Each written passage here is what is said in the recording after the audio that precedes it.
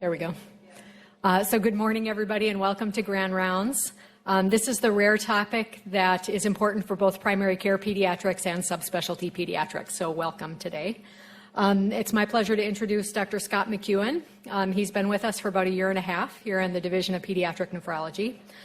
He got his MD PhD at the Medical College of Wisconsin and then did a residency at Northwestern and a pediatric nephrology fellowship at Northwestern and UCSF.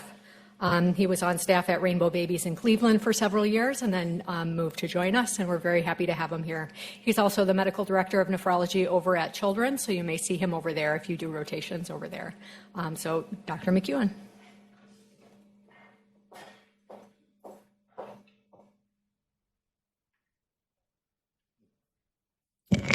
All right, thanks. Hopefully everyone can hear me.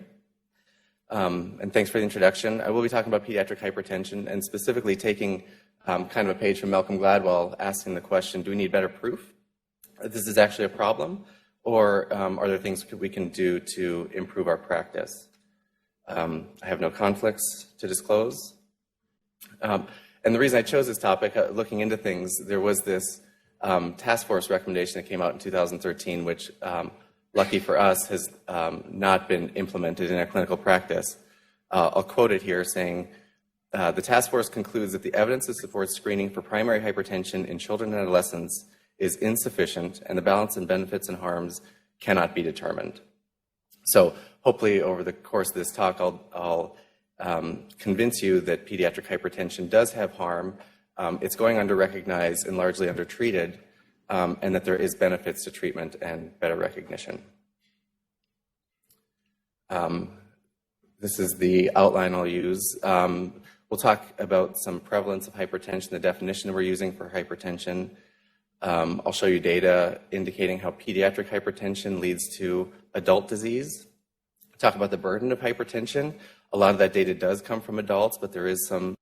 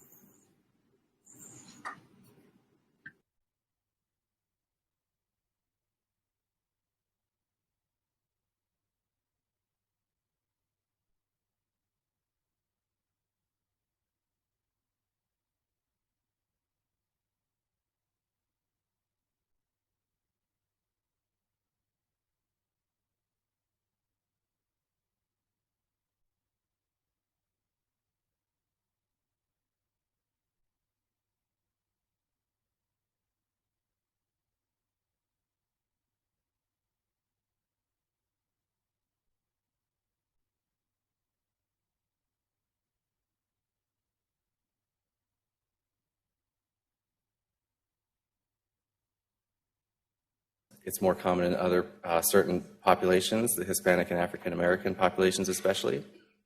It's more common in adolescents. And then there is a strong association with overweight and obesity. And we think, especially because of this association with obesity, the prevalence and incidence of hypertension is increasing over time. This is a large meta-analysis of global data on hypertension, and so we know that it's not just a phenomenon here in the United States, but it is a global phenomenon of this increase in hypertension.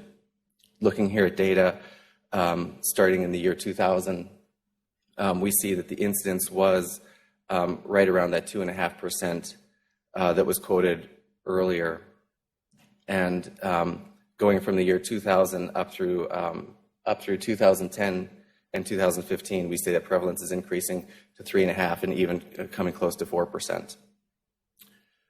We also see, I don't have a good explanation at this point, but there is a surge in the incidence of hypertension around that pubertal growth spurt that then seems to normalize once patients reach adulthood.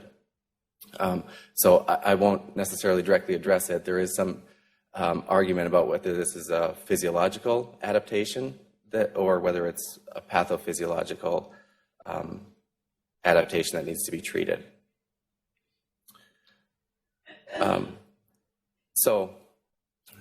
Again, with kind of the incidence, and we're recognizing the obesity epidemic, there are new hypertension guidelines that were released 2 years ago in 2017. And with this, the biggest thing that came was these revised tables for normal blood pressures in children. The normal blood pressures are based on measurements taken from about 50,000 children. And then far and away, the biggest thing that was provided in these guidelines in 2017 compared to the previous tables in 2004 was that they omitted obese and overweight children from the normal blood pressures because of this association with obesity and hypertension. And so they took the same, it started with 70,000 children in 2004, and they just omitted 20,000 that were overweight and obese. And what we found was that the normal expected blood pressures for pretty much every age and both sexes were decreased somewhat. And then all of these blood pressures are based on the gold standard measurement of an auscultated blood pressure done in the right arm. So this is an example of one of the tables that was provided in these guidelines. The expectation is that you're assessing the blood pressure and whether or not it's elevated or not in all your patients. And you can see that using a table like this can be somewhat cumbersome, especially for everyday clinical use in all your patients. They are pretty systematic and they are easy to use once you know what you're looking for. Age goes down the x-axis, height goes across the y-axis, other way around. And you have systolic blood pressures and diastolic blood pressures. So for instance, if you have a 4-year-old child at the 50th percentile for height, it'll list for you the cutoffs for elevated blood pressure at the 90th percentile, stage 1 and stage 2 hypertension. So for instance, if this patient, the 90th percentile for blood pressure would be 105/62. And since I think looking at these tables and knowing that there's 4 pages of tables, using this on every patient and every visit would not be very feasible. So luckily, the new guidelines did provide one that's designed for clinical bedside use, and the expectation is that you probably would be able to look this up for all your patients. What this does was it took the shortest patients at the 5th percentile for height, and it looked at the 90th percentile cutoff. And what this kind of provides is a guideline above which any of these blood pressures, the clinician should think a little bit more about the blood pressure. Maybe you need to go to the bigger tables, maybe you need to refer that patient or pursue further evaluation, but this is just a cutoff at which you need to at least think about elevated blood pressure.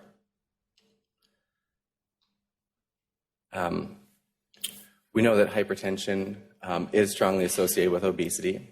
That's true for adults and also for children. The prevalence in obese children of hypertension does increase to nearly 25%.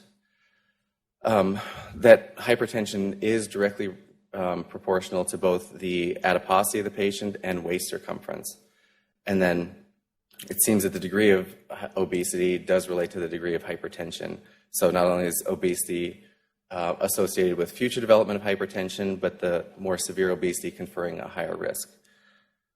And since those overweight and obese patients were omitted from our blood pressure tables, the University of Minnesota does take place in a transplant collaborative, and they did some research looking into how these new blood pressure guidelines that omitted obese and overweight patients from the normative values, how that's affecting our patients. So again, this is part of the IROC collaborative, which looks only at transplant patient visits, but this likely applies to all of our patients with the new guidelines. What this chart is showing is here on the left side, this is the 2004 guidelines that we called the fourth report. And here across the top, these are the new 2017 guidelines that omitted the overweight patients from the normative values.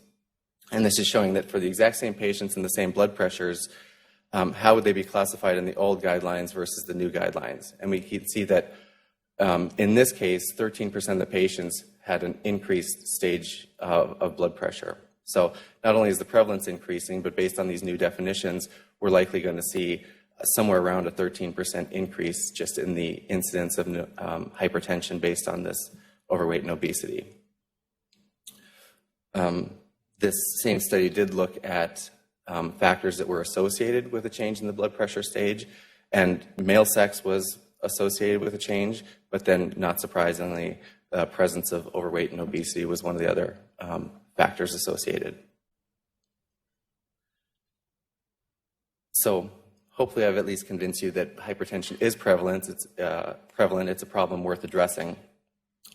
And then I'll spend a little bit of time showing you this link between pediatric hypertension and adult hypertension. It comes from two really good longitudinal studies that are being conducted looking at childhood risk factors. The first of these is the Young Finn study. These were children that were enrolled. They were all born in Finland, and it was all children from ages 3 to 18, and they've been followed longitudinally. At the time of this publication, the most recent data was taken from 2007 with about 30 years of follow-up. What this study looked at was in those patients that had been followed and became hypertensive as adults, what were the risk factors in childhood that conferred the highest risk for hypertension? And in this case, again, not surprisingly, the top of the list was overweight and obesity. But I'm not, again, at least not the main point of this talk is not to convince you that overweight and obesity lead to hypertension, but that pediatric disease has consequences both in adulthood, and you'll see some data that it affects children as well. So pediatric hypertension was, whether it's what we called pre-hypertension and now has been reclassified as elevated blood pressure, or the systolic or diastolic values were associated with development of hypertension in adulthood. And then on a multivariable analysis, family history and presence of hypertension in childhood were those strongest predictors of adult hypertension.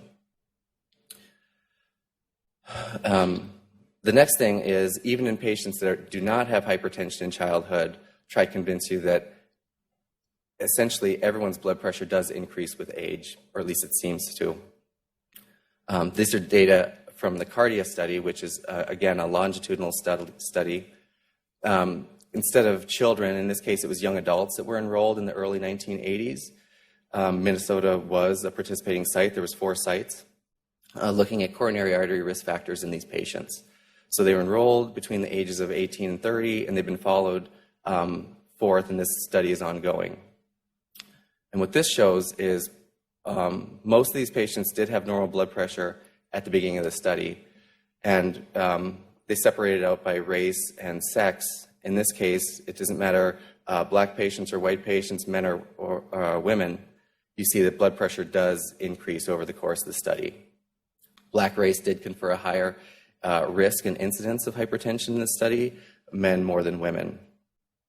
But again, remember I said at the beginning that this hypertension affects 46% of adults, but you can see that at least in this study, in certain populations, in this case black adults, the incidence reaches 75% by the age of 55, and it looks like it's got an upward curve. So not only does everyone's blood pressure increase over time, but it looks like those with the higher blood pressures in childhood have the higher risk of high blood pressure in adulthood. So again, just looking in this case at the black patients in red, those with the highest blood pressures in childhood, and these would still be even currently considered elevated blood pressure without hypertension in young adults. You can see that confers the highest risk of hypertension by the age of 55, with successively lower blood pressures in childhood, conferring a lower risk of hypertension in adulthood. But again, it's a very prevalent disease in this case. With the higher risk in black patients, the incidence approached 90% at age 55. So with that link between pediatric disease and adult disease, we'll talk about what this is doing to our patients. Again, based on that task force recommendation, I'm still trying to convince you that there is harm for hypertension and recognizing it is worth doing. So we'll talk about cardiac effects, vascular effects, kidney effects, and then effects on the brain with cognitive function. So first, probably the most prevalent subclinical target organ damage we see in adults is that on the heart with left ventricular hypertrophy. This is old data from the early 1990s showing that in hypertensive patients, those that had left ventricular hypertrophy had increased mortality compared to those with no LVH. And again, this is quite prevalent in hypertensive adults. LVH is present in up to 42% of patients, and presumably is the precursor to hypertensive cardiomyopathy, myocardial infarction, and heart failure. In addition to the heart, there are effects on the blood vessels. I'll show you two ways that we can measure arterial stiffness. These are starting to be done in pediatric populations, so it's worth discussing a little bit. The first is looking at arterial stiffness, and the way we do that is to look at this pulse wave that's generated in systole, and you look at how quickly that pulse wave travels down the aorta. So by measuring first at the carotid, then at the femoral vessel, you can see the time lag in between those, and the idea here is that more compliant vessels, that pulse wave travels more slowly. So in this case, you want a slower velocity of the pulse wave down the aorta. So with arterial stiffness and an increase in that pulse wave velocity, we do see that in hypertensive patients, that does confer a higher mortality risk. The other way we have of looking at arterial stiffness is to look both at the forward wave, and then as this pulse wave reflects off these branch points in the aorta, it'll reflect back. And we can look at the addition of both the forward wave and the reverse wave. On a typical pulse wave here, in black, you'll see that incisura as the pulse wave goes from that forward to the reflected wave. And as the vessels become stiffer, that pulse wave goes forward and backward more quickly, and those waves add up, and you get what we call an augmentation here. And so by measuring, and again, what we would measure, you only see this black part. You wouldn't see the red and the blue waves, but we kind of infer those. And by measuring this augmentation at this little notch here that you can see on a normal pulse wave compared to the entire pulse pressure, that gives us an index of the arterial stiffness. And again, similar to the pulse wave velocity that's been studied, measuring the augmentation index in patients as a measure of arterial stiffness also confers a mortality risk to our hypertensive patients. So I showed you these two because, as I mentioned, measuring target organ effects in pediatrics is tough. Again, we typically don't have those hard outcomes of stroke, heart attacks, and mortality. So we have to look at these subclinical changes to infer that there is some risk being done to hypertensive pediatric patients. So this is a study looking first at those vascular effects. You can see that these authors looked at both the augmentation index and the pulse wave velocity, and compared to the normotensive patients in black, patients with hypertension in gray did have increased arterial stiffness, which again is still a subclinical measure without clinical effects that we know of. And I think importantly though here, based on just our statistical definition of hypertension, judging at the 90th percentile, we do see early changes in our patients with just elevated hypertension, again, what used to be called pre-hypertension. So these statistical definitions appear to be pretty accurate in that we are starting to see subclinical changes at those values. But again, in clinical use, we're not typically measuring pulse wave velocities or anything like that, but we do measure LVMIs, the left ventricular mass index, on echoes. And this is probably the most specific marker that we have of target organ damage in children. And we see the same pattern. Compared to normotensive children in black, patients with hypertension tend to have a higher left ventricular mass index, but those with elevated blood pressure seem to have changes somewhere in the middle. So it may not be a benign condition.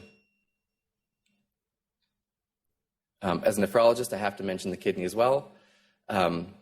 Hypertension does affect the kidney, although fortunately we don't see much hypertensive nephropathy as a primary disease in children. However, in adults, it is a pretty prevalent condition with burden of disease.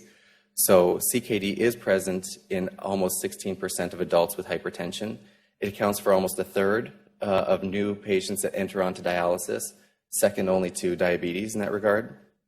And then again, it's not quite as prevalent in children. In fact, looking at the USRDS database of reasons why children have end-stage renal disease and start on dialysis, it's not even listed as a primary cause. We do know that hypertension complicates other causes of CKD, but just having hypertension that causes nephrosclerosis and causes kidney damage doesn't appear to cause end-stage renal disease at this young age. And the last target organ is one that's not talked about as often. There are good data in adults showing that long-term hypertension does decrease cognitive function and activities of daily living, but there is evidence that this is also affecting our children as well. This study comes from a CKID study, which was a study in patients only with chronic kidney disease, but there is a higher prevalence of hypertension in those patients. And what you can see is looking either at systolic pressure or diastolic pressure. The higher your blood pressure, there does seem to be a drop-off in measured IQ on standardized testing. So again, probably subclinical changes that we wouldn't detect just at normal clinic visits, but it does seem to be doing harm to our patients. And lastly, before moving on, seems to be kind of a current that's running through the talk, is that obesity and overweight do tend to exacerbate. They both cause hypertension and then exacerbate the target organ damage that's present in hypertension. These authors looked at the retinal arteries, and they used that as a microvascular bed that's easily accessible. And they also looked at pulse wave velocity as a macrovascular measurement of the aorta. And what they see here is if you compare normotensive patients to hypertensive patients, both in the microvascular or macrovascular beds, you do see target organ effects with vascular changes. But you do see the same pattern even sticking within patients that just have hypertension or normotension. As you go from normal weight to obese, you do see the same pattern of changes that you see from normotension to hypertension. So obesity, like I said, it may cause hypertension, but it likely exacerbates the target organ damage that's seen in these patients as well. So knowing that there is this burden of disease and knowing that in children it's likely subclinical and you have to go looking for it, I'll talk about two ways that are becoming popular as far as how we can look for these changes in our kids. The one that we're using clinically here is ambulatory blood pressure monitoring, and one that's gaining some traction, especially in the adult literature, is the idea of measuring central blood pressures. So measuring ambulatory blood pressures, the way we do this is to apply a standard blood pressure cuff, and then it's connected to a monitor that can be worn either on the belt or with a comfortable shoulder strap. They wear the blood pressure monitor, and it takes blood pressures every 20 to 30 minutes for at least 24 hours. And with that, you get a better idea for what their blood pressure is doing over a full day. You can see the trends during the day and the night with the expected nocturnal dip in blood pressure, and then with certain activity as well. What this looks like, these are two readouts. One on the left would be a normal patient, and the one on the right has ambulatory hypertension. So the way to read these is you see in red, these are the systolic blood pressures. In blue are the diastolic blood pressures. Purple is just a calculated mean pressure. And then there are thresholds based, again, on statistical data for age, height, and sex, where you have thresholds for high blood pressure during the day and at night. And you can see the patient on the left spends only a very short amount of time in the hypertensive range. So anything less than 25% is considered normal. So you see a few blips above the threshold, but in general, they're in the normal range. And this patient does have the expected nocturnal dip in blood pressure. So this is a nice, healthy pattern and considered normal.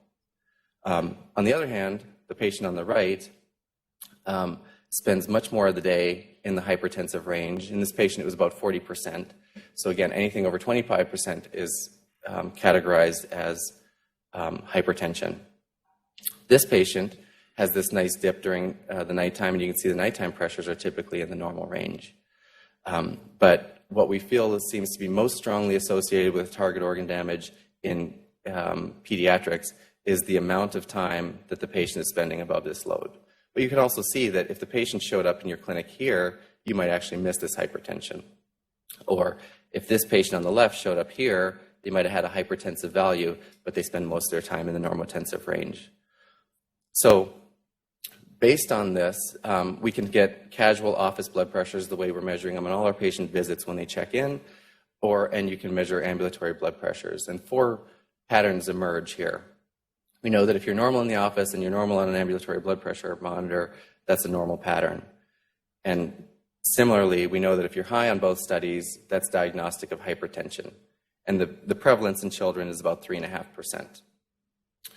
What we see frequently are those patients that have a high office blood pressure. They're referred to us, and then we do an ambulatory blood pressure study, which turns out to be normal. That's termed white coat hypertension. There are some people that are starting to call this isolated clinic hypertension to better kind of be more specific with it. And that's common. That affects 10 to 15% of kids. The other pattern that we can see are patients that are normal at the office, but if you do an ambulatory blood pressure monitor, they're actually elevated. That's called mast hypertension, and it's also relatively prevalent. In population studies, it looks like it affects 5 to 6% of all children. It is more prevalent in certain populations. We see it a lot in our patients with chronic kidney disease or kidney transplants. So we are using ambulatory blood pressure monitoring, certainly in the nephrology clinic, to follow our patients. But then one other measure that they're starting to use in adults, it's got a growing body of literature behind it, is the idea of measuring central blood pressures. The idea here is that measuring the aortic blood pressure is oftentimes lower than the brachial artery blood pressure that we measure with a non-invasive cuff. You don't have to do this invasively. There's non-invasive ways to do it, applying tonometry to, again, the carotid vessels, the femoral vessels, and then there's computer algorithms that'll calculate a central blood pressure, which has been validated. And what we see is using those, again, this is on a meta-analysis of studies, we see that compared to brachial pressures, where the relationship between risk outcomes and the measured blood pressure is a little bit more curvilinear. If you look at central blood pressure, there's a pretty linear association. So again, growing body of literature in adults saying that central blood pressure probably correlates more closely with these clinical outcomes and target organ damage. There is some data that central blood pressures can be measured in kids. It can be validated, and it likely associates with target organ damage as well. This is looking at that augmentation index on central blood pressures in kids as a measure of the LVMI on echo, and we see that LVH tends to associate pretty strongly with that centrally measured blood pressure. But I think important takeaway from this study for me was that when we look at central blood pressure here on the y-axis and compare that to the diagnosis of based on the ambulatory blood pressure monitoring that was done, we see a pretty linear correlation. That is, patients with a normal ambulatory blood pressure monitor here, termed white coat hypertension, going all the way up to severe hypertension on the right. Again, pretty linear association. So we feel that at least currently using ambulatory blood pressure monitoring is probably the best measure we have to assess risk for target organ damage in these patients. So based on that, kind of to sum up this measure that we're using pretty frequently, ambulatory blood pressure monitoring is more accurate for the diagnosis of hypertension. It seems to be more predictive of future blood pressures. It correlates closely with the central blood pressure, and as a result of that, target organ damage, especially LVH and LVMI, correlate more strongly than it does with either office blood pressures or blood pressures measured in the home. So hopefully, at this point, I've convinced you that this is a prevalent disease. It has burdens. It's affecting our kids. And the next thing before I move on to the project that we're doing here at U of M is to convince you that recognizing it has benefits, because when we treat it, blood pressure and outcomes get better. So a lot of this data does come from adults. Luckily, we are starting to get some data from kids as well. This is, again, a meta-analysis of all these big randomized controlled trials done in adults. And to summarize the data, it shows that looking at these hard cardiovascular outcomes, the incidence of stroke increases significantly, up to 39%, decreased incidence of coronary artery disease, decreased incidence of heart failure, and then all mortality, both cardiovascular mortality and total mortality, are also reduced just by treating blood pressure, both with therapeutic lifestyle changes and antihypertensive medications. The biggest thing that happened in hypertension research recently was, I guess, maybe not so recently in 2015, was the SPRINT trial, which looked at the standard treatment at the time, which was to control blood pressure, systolic blood pressure less than 140, and they compared that to stricter control, trying to keep blood pressure less than 120. This is a graph showing that they were able to do that in the study, but I want to point out here that to do so, they had to add, on average, at least one more medication, a difference of 3 meds versus an average of 1.9 in the standard treatment group. But what they found was the study actually was stopped early because those patients with stricter, lower blood pressure control had better outcomes. They were having fewer cardiovascular events. Again, they were measuring stroke, myocardial infarction, heart failure, and all-cause mortality. And importantly, I think, from this study is that despite needing to use an extra medication, they just saw no increase in adverse events between the groups. So because of this study that came out in 2015, I think this was the impetus that prompted the new adult hypertension guidelines in 2018, which now have a lower definition of hypertension, and they're being more aggressive about how they're treating it. So with that, we are starting to get, again, more data in kids. Again, we're not going to be able to measure stroke or heart attack incidence in kids, so we're using these subclinical measures. And mostly it's those vascular events or effects and the data here on echo. So here you see that measuring the left ventricular mass index and the incidence of LVH in kids, treating them with antihypertensive medications for 12 months does help. It lowers the incidence of all those things. And then, again, I thought this was important. It comes from the same study. When you look at those patients that had a reduction in their LVMI on echo, the strongest predictor, actually, again, you see this theme running throughout the talk, was not the type of med that was used or the reduction in blood pressure, but it was actually the change in the patient's hip to waist to hip ratio. So again, obesity and overweight do tend to exacerbate the target organ effects we see in kids. So with all that background, I think with the last 10 or 15 minutes I'll use to talk about this project that we're doing in the subspecialty clinics here at mHealth Fairview with a goal of better measuring and hopefully better measuring blood pressure and hopefully better recognizing hypertension. To provide a little bit more background for this, we know that pediatric hypertension, despite its wide prevalence, is going largely under-recognized, both in primary care and specialty clinics. So this data is also now a little bit old. It comes from 2007, showing, again, a similar incidence of pediatric hypertension, around 3.5%. And of those patients with hypertension, only 26% were correctly recognized in the EMR. And of those that were recognized, 10% were actually misclassified.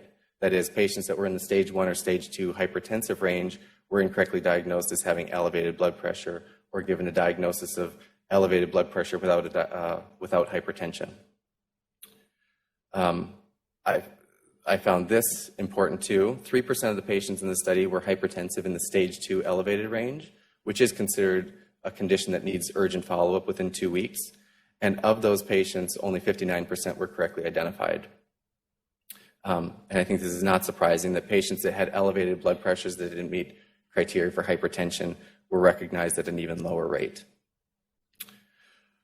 From this study, we found that factors that improve the recognition of hypertension were increased age of the patient, coexisting presence of obesity, and the number of times the blood pressure had been measured. Next, we know that even when it's recognized, or maybe because it's not recognized, pediatric hypertension is still going largely undertreated. This is more recent data from 2016 showing that, again, in a retrospective, very large multi-center trial, looking at over 1 million patient visits, hypertension was again prevalent and going diagnosed at about the same rate. Somewhere around a quarter of patients are correctly identified. Pre-hypertension, or what we call elevated blood pressure, was also largely under-recognized. And the difference with this study was they looked at how patients are being treated. In this case, within 12 months of being recognized, or with the patient in the chart meeting criteria for hypertension, only 5.6% were started on an antihypertensive medication. And while antihypertensive medications are not considered first-line treatment for hypertension, I would argue that 95% of patients typically don't get better with our first-line therapeutic lifestyle changes. And measuring blood pressures is not that straightforward. It's certainly time-consuming. These are two figures from the new guidelines in 2017 about the correct way that blood pressure should be measured at every single clinic visit that a patient is being seen at. So on the left, you see our algorithm, which asks that when a patient comes in to see a provider, they're supposed to sit for 5 minutes without talking before the blood pressure is even measured. You measure it with an automated device, and if it's elevated, they're asking you to repeat it twice more and take the average of those measurements. If the average of those measurements is elevated, then you move on to a manual auscultated blood pressure. And if those blood pressures are elevated, you look them up on those tables that are provided in the guidelines and classify them and figure out how they need to be evaluated and followed up. And of course, this is all after you've sat the patient down, pulled out your tape measure, measured their arm and their arm circumference to get the right cuff size. So none of this is especially difficult, but it is time consuming, and which explains why largely it's not being done as standard protocol in the pediatric guidelines. The cuff size is important. We do have data showing that especially undercuffing does inflate the blood pressure, and it misstages the classification of blood pressure. There's data from clinics as well, but this happened to be from data done on large obese patients using either a standard size cuff or an appropriate size cuff. And what we see that in obese patients, if you use the appropriate size cuff, both systolic and diastolic blood pressures do decrease. But I think importantly here, the way their hypertension or elevated blood pressure is defined also is often reclassified. So those patients with uncontrolled hypertension are decreased. Those patients classified as controlled increase. And then the incidence of white coat hypertension, which is essentially normal, goes up, and mast hypertension comes down. So knowing that it's important, it's under-recognized, and measuring it is important, I don't even know if this reference is still applicable, if people know who that is, but you listen to Vicini, you go back to the beginning. So you start over and you say the first thing that we have to do is we have to measure blood pressures accurately. So the rationale for our project is that if we're measuring blood pressures first of all, measuring blood pressures is time-consuming, but it's a teachable skill that can be performed correctly. And with our time studies, we know that it initially takes more time, but it can be done in pretty much a normal amount of time for rooming a patient with practice. Incorrect blood pressure measurements are important because they lead to misclassification of blood pressure, and attention to blood pressure. That study showing that one of the most the most likely things to increase recognition of hypertension is more frequent blood pressure measurements. So we think that just paying attention to the measurements is going to increase our recognition of hypertension and presumably allow us to better treat it. So the goal for this quality improvement project is to start with just the measurement of blood pressure, improve the frequency that we're measuring blood pressures according to the standards put out in those 2007 AAP guidelines. This project, I wasn't there when the project started. It was started by Dr. Verghese, who used to be with us in the nephrology division. It started because University of Minnesota is a participating center in this multi-center collaborative called IROC. Stands for Improving Renal Outcomes Collaborative. That got cut off at the bottom. But what this did was they wanted to improve their outcomes in transplant patients, and they started with what they thought was an achievable task, that is, accurately measuring blood pressures and recognizing hypertension. They did this over a 20-week intervention period, and University of Minnesota joined pretty much at the beginning and was able to participate in the whole study. And as you'll see, this was a 20-week intervention that here at University of Minnesota has now expanded and become at least almost a 2-year project. Again, with that study, they were paying close attention to how we measure blood pressures. You can see this is the simplified version of the form, which has 19 lines as far as what the rooming staff is expected to do as they're rooming a patient to take a correct blood pressure. In addition to the common patient variables up here, you can see that it pretty much walks down those AAP guidelines. Did the patient rest for 5 minutes? Did you measure the blood pressure in the right arm? Was the arm circumference measured? And did you choose the right sized cuff? After that, you do a machine reading, and only if the machine reading is above the 90th percentile, then they moved on and they were asked to do 1 manual blood pressure, going off the guidelines a little bit, not taking the average of at least 2 measurements. With this, the first thing that was done was looking at barriers to accurately following the blood pressure standards in our clinic. These are the data from our own clinic here at mHealth Fairview. And using a Pareto chart, you can see that 80% of the barriers were within these first 5 barriers. So kind of reading them in order, the first was that maybe the staff was unaware of either how to correctly measure blood pressures by protocol, or maybe they were unaware of the research protocol in this case. Maybe there was incomplete documentation. Perhaps the provider directed a deviation and didn't want to go through auscultated blood pressures. They might have chosen the wrong cuff size, or maybe it was a clinic efficiency issue where they just didn't have the staff or the time to do this correctly. So based on these barriers, interventions were done to try get improve the measurements. First was just to make equipment more available, getting more blood pressure machines and stethoscopes so that the blood pressures could be measured accurately. Simplified the forms, and like I said, that 19-line form was actually the simplified version. Re-educating the providers and staff, trying to get buy-in from all the stakeholders that this is important to do, and it is considered the standard of care. Creating a blood pressure chart that's right there on the blood pressure machine so that when you measure the arm circumference, you're using the right cuff and that you recognize when a blood pressure is elevated. Training the rooming staff, and then creation of a tracking tool to make sure that this is being followed. And with that, I have 2 more data slides to show you. I'm actually going to start with the multi-center data because this was the 20-week intervention that then we've extended long past. What this study showed, again through the IROC collaborative, was I think the first take-home point is that without any interventions, the blood pressures were being measured according to the standards only 11% of the time. And it turns out that we were actually doing more poorly than that at mHealth Fairview clinics. But I think the good news is that with assessing the barriers and improving attention to the protocol, the average rate at which these standards were being met on a weekly basis went up to 78%. And I think you can see that over the course of the 20-week intervention study, there is a positive slope here. So things were getting better over that 20-week period. And by the end, their goal for this study was to achieve 85%, and you can see they were doing that by the end on most weeks. So then I'll go back to our data here from the Discovery Clinic here at mHealth Fairview. I said we were doing more poorly. Our baseline study showed that in 4 weeks, we had 0% of correctly measured blood pressures, actually. And I'm just saying that's following the AAP guidelines. But the good news is we started with the IROC study, so this started with enrolling transplant patients only.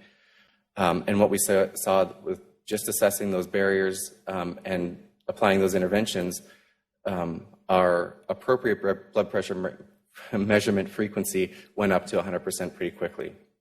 There was a little drop-off after the early enthusiasm, but similar to that IROC study, we saw this continued positive slope as the culture was starting to change and that there was continued attention to this protocol.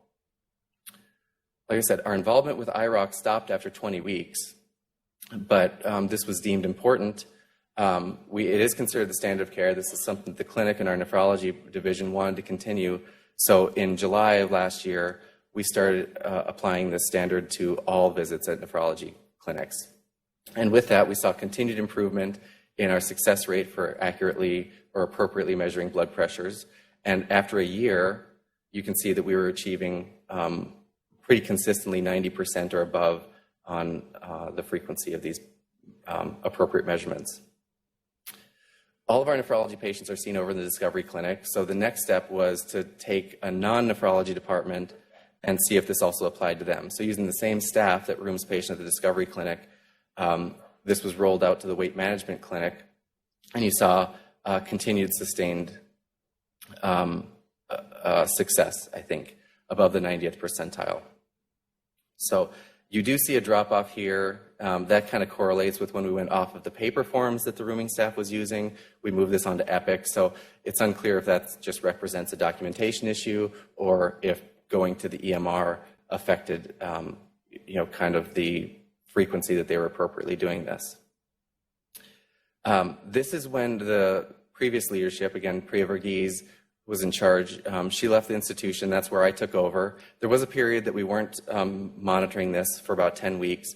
But then what we did was we picked this back up. And I think the good news is that without prompting the staff that we were doing this, started going in and looking at the charts and how frequently we were appropriately measuring blood pressure. And we're still doing usually above 80% and still often within our internal goal of being above 90%. So I think based on this, we can see that this is an achievable goal, and it seems to be sustainable. It does take a little bit of time. There's a culture shift that has to happen. And what we hear from the rooming staff is that initially it took more time and effort, but now it's part of their protocol, and they think that it doesn't take any longer than it was taking before the project started. So on the last slide here, what we're doing, we think this is successful. We think it'll help. It's working in the Discovery Clinic. We want to keep rolling it out to more clinics. You might start to see it showing up in your clinics. Of course, we'll do in-service before we would do that. But the next phase is we want to roll it out in the Journey clinics and Explorer clinics. Right now, we're getting enough equipment. We're starting the process of training the staff on how it's been done in Discovery.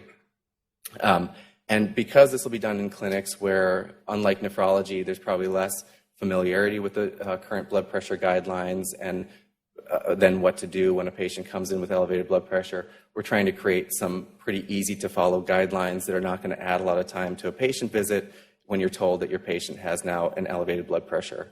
So that includes just, prompts as far as how to add this to the problem list with the correct diagnosis, and then based on looking up the blood pressure, the urgency of the follow-up, and whether that has to be with a pediatrician in 6 months, or whether they have to come see us in nephrology within 1 to 2 weeks, again, based on the degree of elevation. And then we plan to do this with some dot phrases to, again, take a lot of the burden off the providers. And then with the project, we're pretty excited about it. It seems to be working, at least in our clinic. And so hopefully if this continues, again, we're starting at the beginning, which is to correctly measure blood pressures. But the idea is that if we're correctly measuring blood pressures, we'd like to move on and assess that we're recognizing hypertension more effectively and hopefully eventually treating it better. And so with that, I'll end by especially thanking here the blood pressure QI project team that was doing this, again, before I was even involved. That was done mostly with Dr. Verghese, Don Mahoney, who's the nurse manager over in the Discovery Clinic, our nurse coordinators in nephrology, Amy and Elena, a nurse practitioner, Terry Miller, the whole Discovery Clinic staff that's really embraced this. And then again, this started with David Hooper, and he runs that IROC collaborative. And of course, all the folks I work with in nephrology and transplant. So with that, I'll take any questions.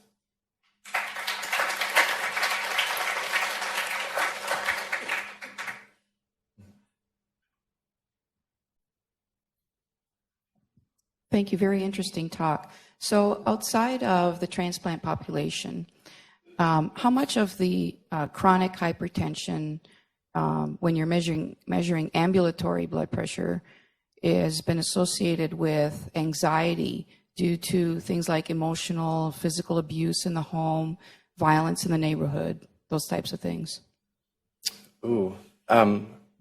That's a good question. I don't think I have a direct answer to it. The best I can do is just to say that the incidence of what we call white coat hypertension, where it's elevated in office but normal on an ambulatory setting, is somewhere about 10 to 15% in children.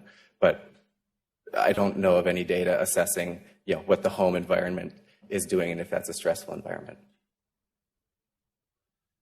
Thank you, Scott.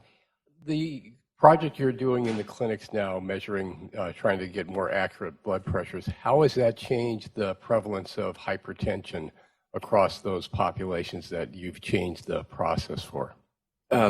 Really good question. In fact, I don't have that data yet.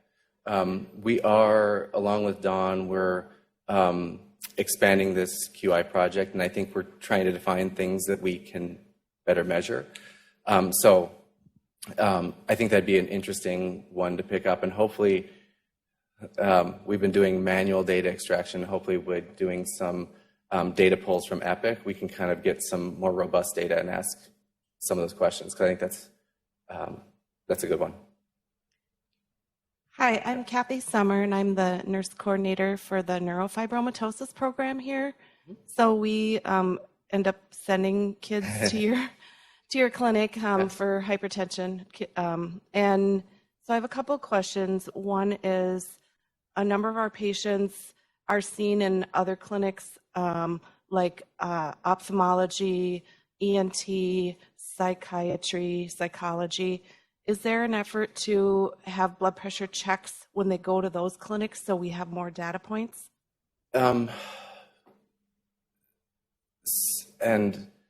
I don't know exactly what clinic those are in. We're starting small, and we plan to expand this. So currently it's only in those two clinics in Discovery.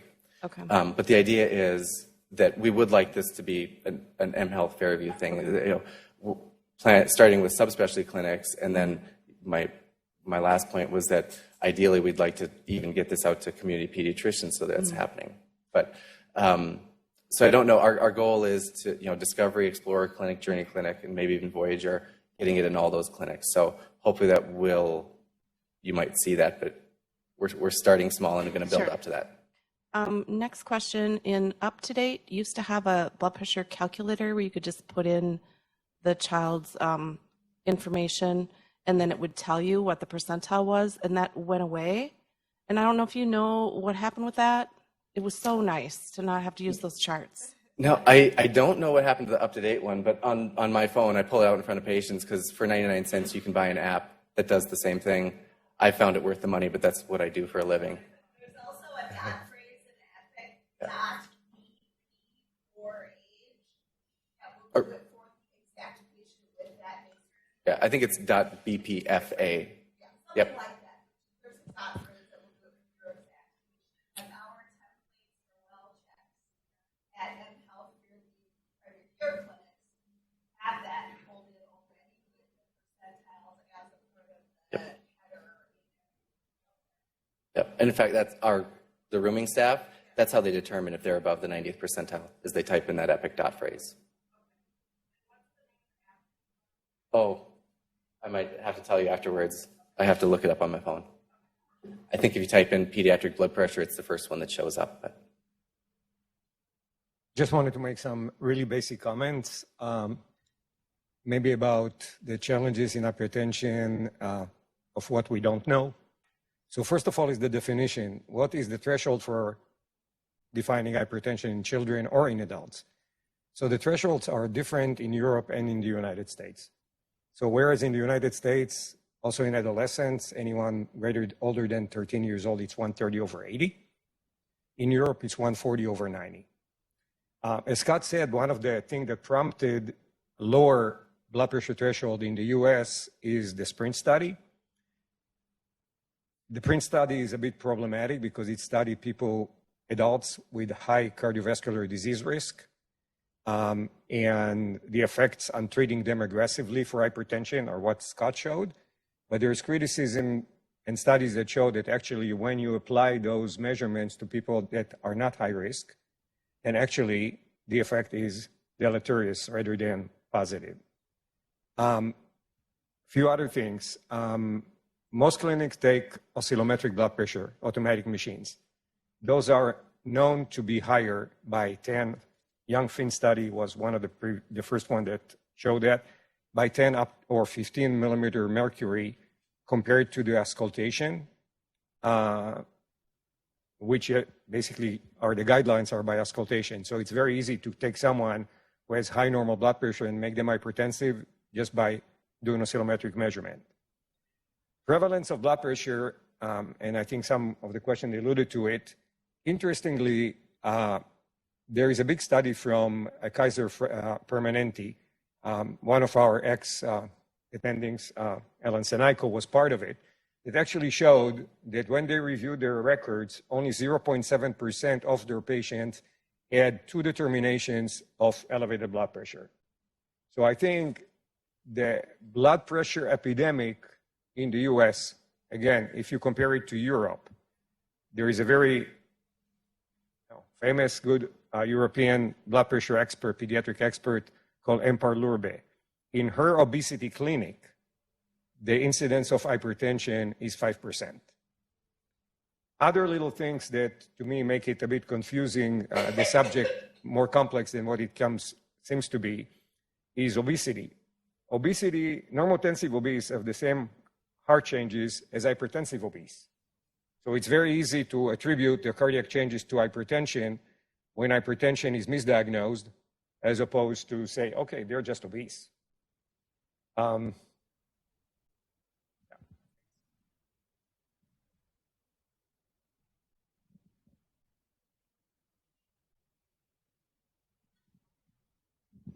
So I have a semi-practical question. Thank you for, I think, highlighting making this to our attention. So I get these pop-ups. I open my chart and it says, this patient's blood pressure is elevated, and I'm supposed to do something, and I usually click assess and close it. But is there something else I should be doing? Sometimes I ask them to check another one if it looks bad, but a little guidance in the interim as we roll these kinds of things out, because... Right. I certainly wasn't involved in that. There is data that, of course, those automated EMR alerts improve our recognition, which I showed you data, which is pretty poor. So I think that's the first step, is at least recognizing it was abnormal, which is not done before. So I guess the first part of the question is, the first step would be to repeat it. The guidelines say to repeat it, and you could just repeat an oscillometric one. We often move to a manual blood pressure. But the second thing is that if it's truly elevated, at least when we roll out our blood pressure improvement project to clinics, the idea would be to have, again, for non-nephrologists, people who don't treat this as often, to have we'll call it a Cliff's Notes version of the guidelines. The Pediatric Hypertension Guidelines runs to 73 pages. So we condense that all to one page saying, this is the blood pressures you worry about. If it's in the stage 1 range or the elevated range, you have time. Reassessing it within 1 month up to 6 months is probably okay. Urgent blood pressures, again, if it's, if you're getting alerts about blood pressures that are over 150, I would argue that patient should be reassessed within 2 weeks. And again, we have a handout that we're going to provide people that just, when you get that alert, you just look at the sheet and hopefully just follow the 4 bullet points that are on there. Scott, that was a really informative talk. I just had a question about that Finnish study in terms of the odds ratio for developing adult hypertension. I may have misread it, but I thought smoking had a odds ratio of like 0.5. Yeah, I did gloss over some of that. I don't know that, because smoking certainly is associated with bad cardiac outcomes in adults. So I don't know the literature on smoking and cardiovascular outcomes well enough to give an informed answer in adults. So I don't know if that was going against the established literature, or if smoking has an independent risk that's for cardiovascular events that's independent of blood pressure, which is what I took away from that table. It is a bit surprising, I think.